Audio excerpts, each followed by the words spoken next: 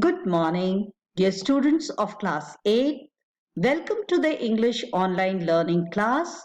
Today we are going to take up the lesson The Comet 1 from your book Supplementary Reader It So Happened.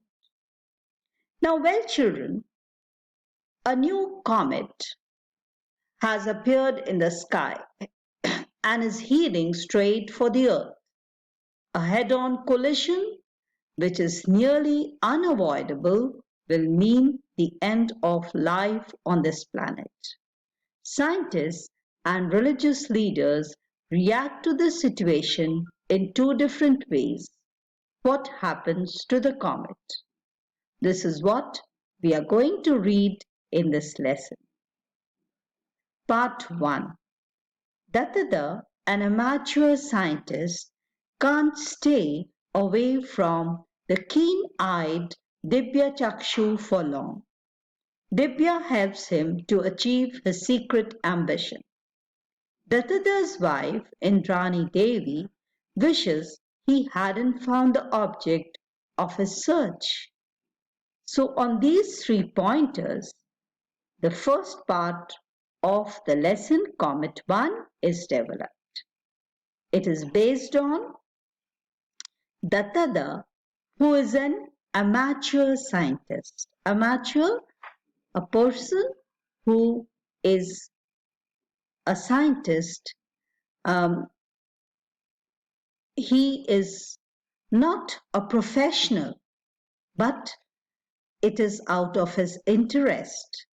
And he cannot stay away from the keen-eyed Dibya Chakshu. What is Dibya Chakshu? We are going to read in the lesson. Because Dibya is helping him to achieve his secret ambition. His wife is Indrani Devi and she wishes that he hadn't found the object of his search. The object of his search is comet.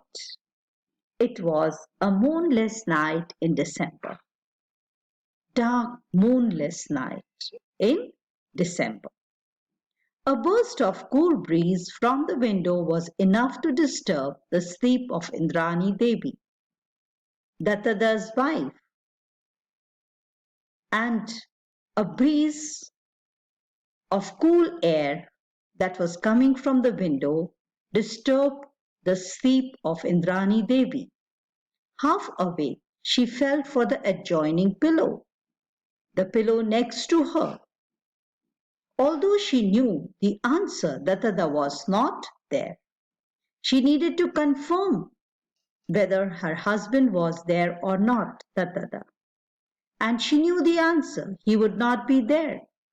So he has gone to hobnob with that wretched Dibya. Now, this is what she thinks. He has gone to have a friendly talk. Hobnobbing means spending time together. With that wretched Dibya, she curses Dibya as if Dibya is another woman. At least he might have bothered to close the door. She feels he should have at least closed the door. Even as she muttered her complaints, Indrani Devi could not repress her smile.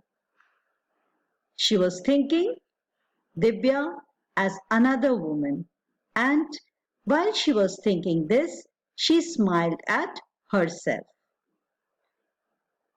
She knew how utterly oblivious her husband was of the practical problems of living.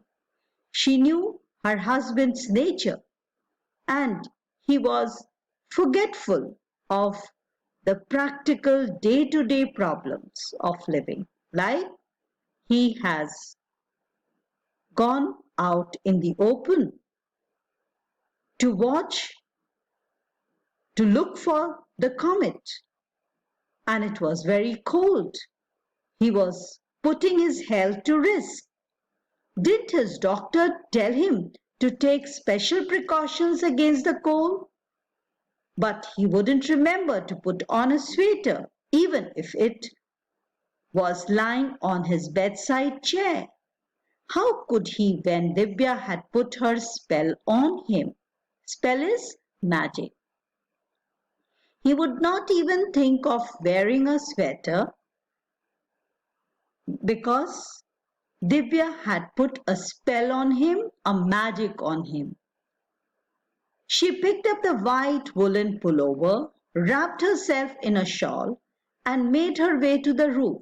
She went to the roof to break up her tete with Divya, her talk, a private talk between two persons.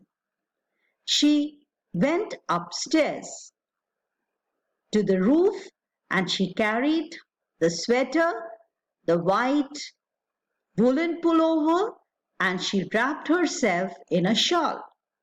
She found them both huddled together eye to eye. They were both close together and making an eye contact. At least Datada was looking into Divya's eyes, and Datada was looking into Divya's eyes. When Datada acquired this telescope, now we come to know who is Divya. Divya is actually telescope.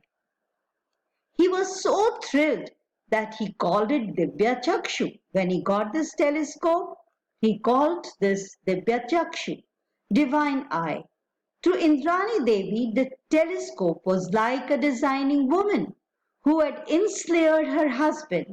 So she just called it Divya and the name stuck. Dattada called his telescope Divya Chakshu, divine eye, whereas Indrani Devi called it Divya, a scheming woman who had cast a spell on her husband. And this name clicked on her. She found it fine. To Datta, the telescope marked the fulfillment of the ambition of a lifetime.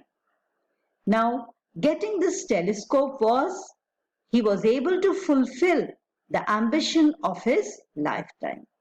As an amateur astronomer, he had longed for enough money to buy a good telescope and for enough spare time in which to observe the heavens.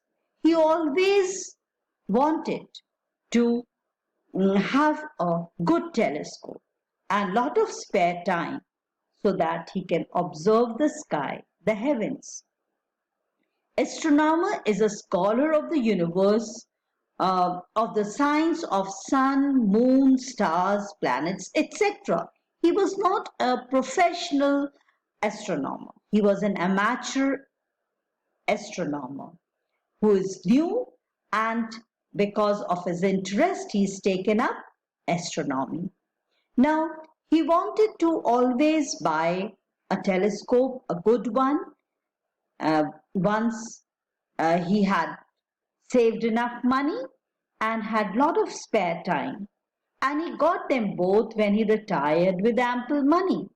He was able to get both. He had lot of spare time now to work on his telescope, and he had money with which he could buy.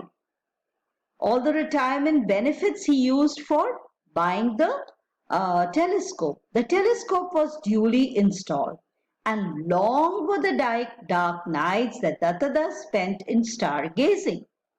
He fixed the telescope, and then in the dark nights he used to spend lot of time in looking at the stars.